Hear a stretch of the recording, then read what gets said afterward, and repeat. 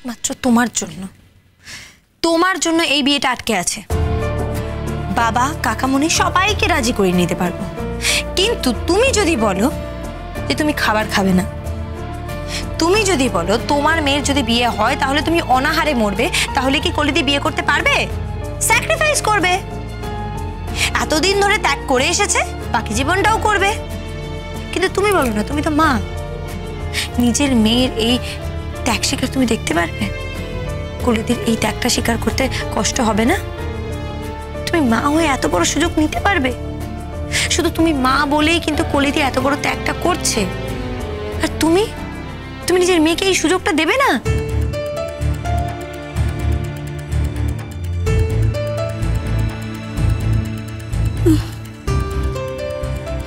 আমি চাইলে যদি সব কিছু হয়ে যায়, আমার জন্যই যদি সব কিছু আটকে থাকে, তাহলে বেশ, আমি আর বাধা দিচ্ছি না গো।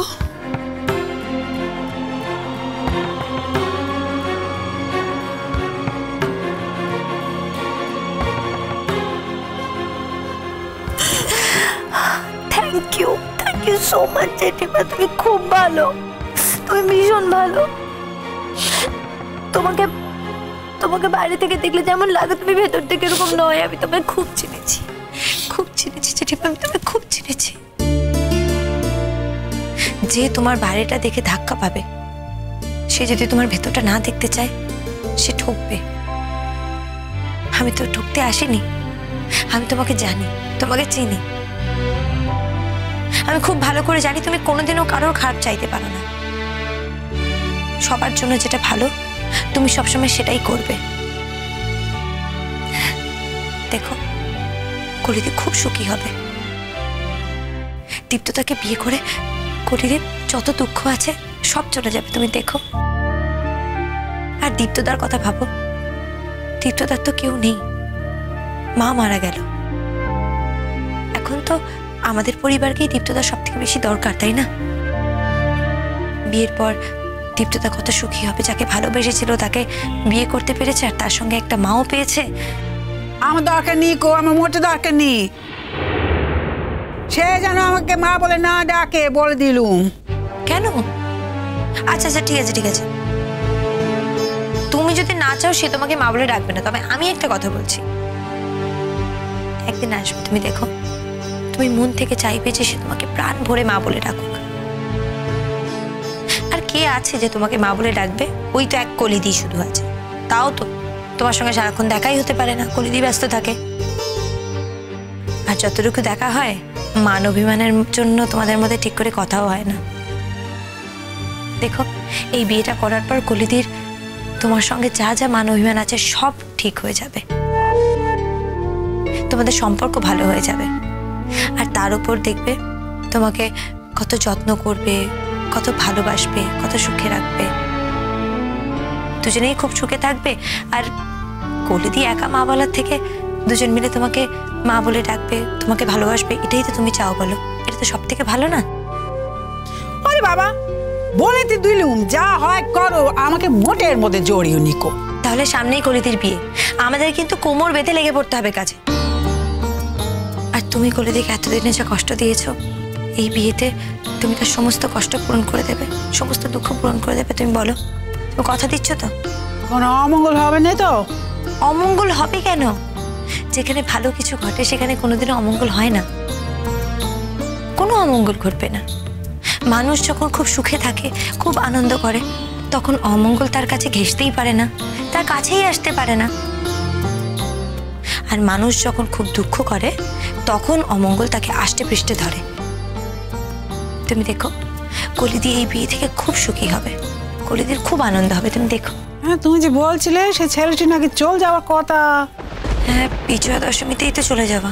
তাইলে তো তার আগে তাকে আটকাতে হবে।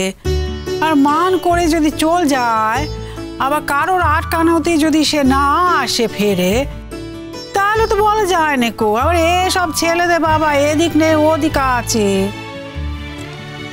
যদি চলে যেতেও চায়, আটকানোর লোকের তো অভাব নেই। একজন তো লোক আছে দীপ্তদাকে আটকানোর জন্য। কলিদিকেই আটকাতে হবে দীপ্তদাকে, তাছাড়া আর কোনো উপায় নেই। কি এখন যাও দেখনি, আদায় করলে তো আমাদেরকে তো কতখানা আদায় করলে, এখন শেখ নিয়ে এখন খবরখানা দাও, বেশি দেরি তো নেই। আজ অষ্টমী, মাঝখানে একদিন, তারপরে তো বিজয় দশমী। মেয়ে যদি না যায়, শেখ না যদি সে সব তোড়জোড় করতে থাকে, গোছ গাছ করতে থাকে, তাহলে কি হবে? সব হবে, তুমি এটা নিয়ে একদম চিন্তা করো না। আগে তো কলিদিকে জানাতে হবে খবরটা। কিন্তু জেঠিমা একটা কথা বলি, তুমি না খেয়ে থাকলে চলবে না। তুমি কাল থেকে কিন্তু কিচ্ছু খাওনি, হ্যাঁ? তোমাকে খাবার খেতে হবে। তুমি যদি এরকম ভাবে থাকো তাহলে চলবে কি করে? তুমি তো আমাদের রানী। হ্যাঁ, তুমি যাবে, নিজের রাজত্বে গিয়ে রাজ করবে, আমাদের শাসন করবে, আমাদের বকবে, এগুলো তো তোমাকে করতে হবে। দেখো, আমরা কিন্তু তোমাকে রানীর মতো করে দেখি, আর রানী যদি এরকম আড়ালে মুখ লুকিয়ে থাকে তাহলে চলবে কি করে? জানি জানি, খুব মিষ্টি মিষ্টি কথা শিখোছো। নেকা পরে শিখোছো তো, পেটে বিয়েতে শাদি আছে। যাও যাও, আমার কথা চিন্তা করতে হবে না, আমি যাচ্ছি। তুমি সেদিন যা সামলাও গে, যাও। ঠিক আছে, আমি যাচ্ছি।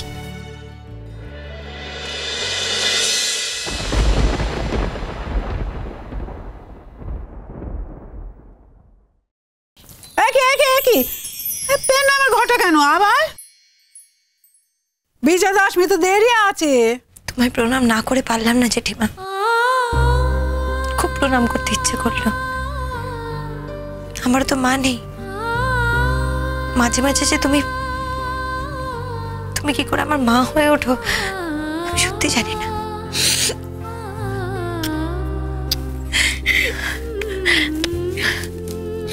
যাও দেখি, যাও যাও যাও, এই অসময় চোখে জল মোটে ভালো লাগে। আর তোমাকেও কাঁদলে একেবারে জঘন্য লাগে, তুমি জানো। দেখি, ইস কি লাগছে। একদম কাঁদবে না কিন্তু। আমি আসছি, এসো।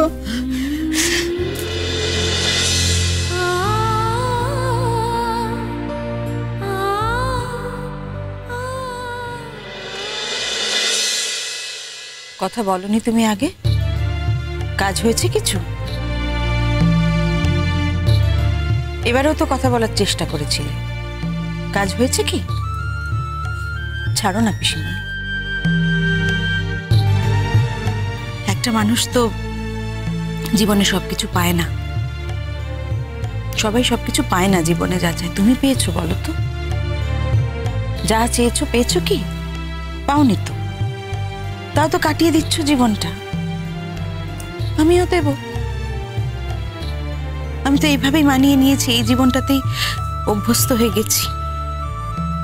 দেখো, 20 বছর আগে যে ঘটনাটা ঘটার কথা ছিল, সেটা 20 বছর পরে ঘটলে সময়টা কতটা কমে যায় ভাবো একবার। কি লাভ বলো সব ঝামেলা গিয়ে? তার থেকেই তো বেশ আছি।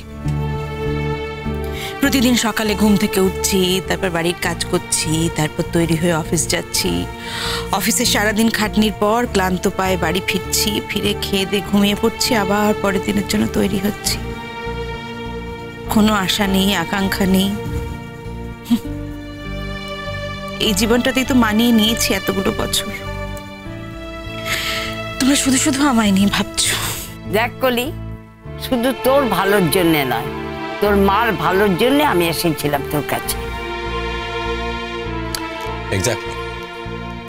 আর এক না একদিন তো জেঠিমা এই পৃথিবী ছেড়ে চলে যাবে, সেদিন তার কষ্ট হবে। আর সেদিনকার তার কষ্টটা কিন্তু আজকের থেকে অনেক বেশি মর্মান্তিক হবে। আমার মায়ের কিচ্ছু খারাপ লাগবে না রনু। তাহলে তোরা চিনতে পারিস নি আমার মাকে। আমি একমাত্র জানি, চিনি আমার মাকে। যে মা তার নিজের মেয়েকে এই অবস্থায় দেখে কষ্ট পায় না, ঠিক মাসের 1 তারিখ হলে আমার সামনে এসে দাঁড়িয়ে আমার দেওয়া টাকাটা হাতে করে তুলে নেয় এবং